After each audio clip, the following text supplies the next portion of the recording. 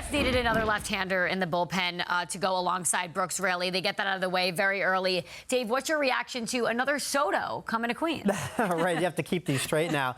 Well, I mean, the Mets have been chasing this player, this type of reliever, since they lost A.J. Minter and Danny Young to start the season. So this was a box that David Stearns wanted to check for a while now. I mean, he telegraphed this move, or the series of moves that are coming, by saying he needs bullpen help. This is what he's going to target right from the jump. That's what he went at right away. I mean, it's not cheap. I mean, with the luxury tax that the Mets are paying, it's going to cost them about $4 million for the last 2 months here. So, you know, they are taking on some money, but that's not really a concern for the Mets. Obviously, they had a spot to fill here, and a strikeout lefty, a guy who's really going to be dominant against lefties they're going to face. You know, Shohei Ohtani, for instance, those types. That's what they have in mind. So this guy fits the bill perfectly for that. Yeah. In the age of teams doing the bare minimum, I love the move, right? I think you got a guy with swing and miss stuff. He has 98, 99, which is harder to hit coming out of the bullpen, particularly in the playoffs.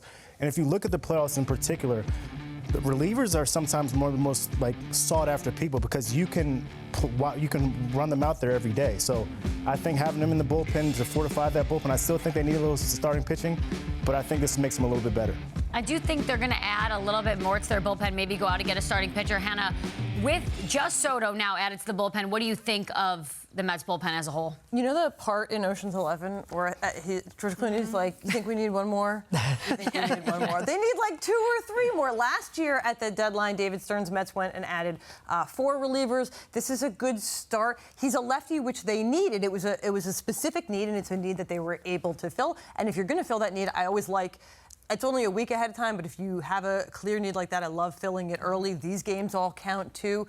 But he's got the classic lefty splits. He's good against lefties, not as good against righties. He's still pretty good against righties, but he's not going to do a ton to kind of relieve the relievers who are getting a little bit worn down in the bullpen. The past 2 months since the start of June, Mets bullpen 5.42 ERA. That's 23rd in baseball. So they need reinforcements throughout the bullpen. They need to get everyone a break. They need to add a little bit more high leverage. So it's a good start to the bullpen, and I don't expect it to be the only move they make. That's one of the reasons they got it out of the way now. Like you said, I mean, they have a list of things they need to do. They're not a team that's waiting to find out where they're going to be at the trade deadline. Mm-hmm. They're making the moves that they need to make to be good down the stretch and into October, and this is just the first one. Yeah, especially because the starters don't go as long as they used to, so got to really beef up that bullpen. You mentioned starting pitching. What else do you want to see the Mets get, or is it just starting pitching?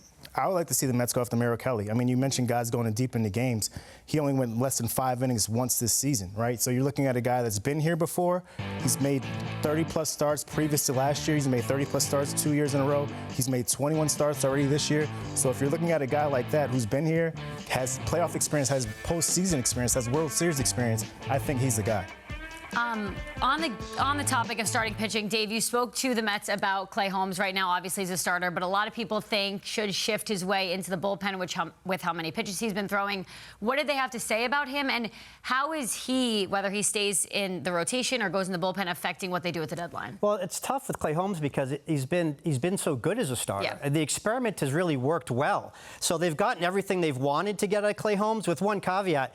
He doesn't go deep into games. You know, they can only get 5 innings out of it. And like you guys had mentioned, you know, the bullpen was bearing the brunt of these type of things. If you have a starter that only goes 5 innings every time out, you need a lot of coverage there. And the problem is the numbers are pretty stark. I mean, once he gets to the 5th inning, he's great up until that point.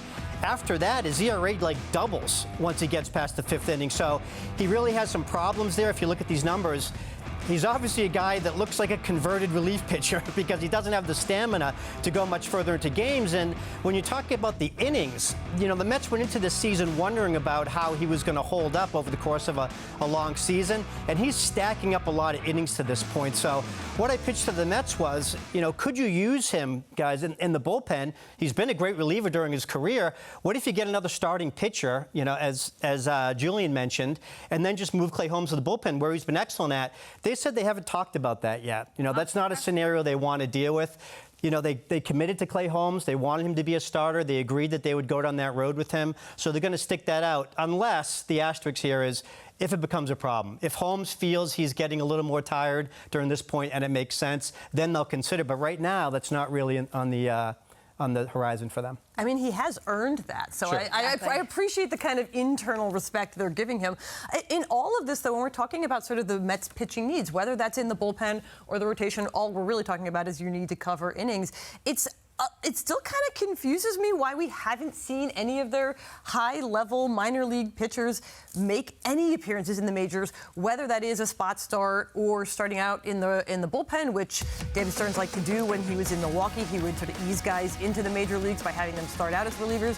Brendan Sproat, Nolan McLean, they've been really good. Even Jonah Tong, all these guys. I understand that you want this kind of perfect onboard ramp. You don't want to screw up your top prospects when you're making that transition from AAA to the majors. But what do you have them for if not in a season when you are contending and when your pitching staff was so good to start the season, but then dealt with things like injury and fatigue down the stretch? And we're now at this point where the Mets are going to probably add some more relievers. Maybe they'll make a move and get a starter at the deadline. And then maybe what? Then they bring these guys up and get them some relief innings down the stretch. But why not find out what you have before you've had to deal? You're going to have to pay, whether that's in money or prospects, to add. You already have guys in-house. I would have loved to see them be a little bit more aggressive with the pitching that they have in the minors, just because this does feel like an opportunity season, and those guys are making great starts in the minors.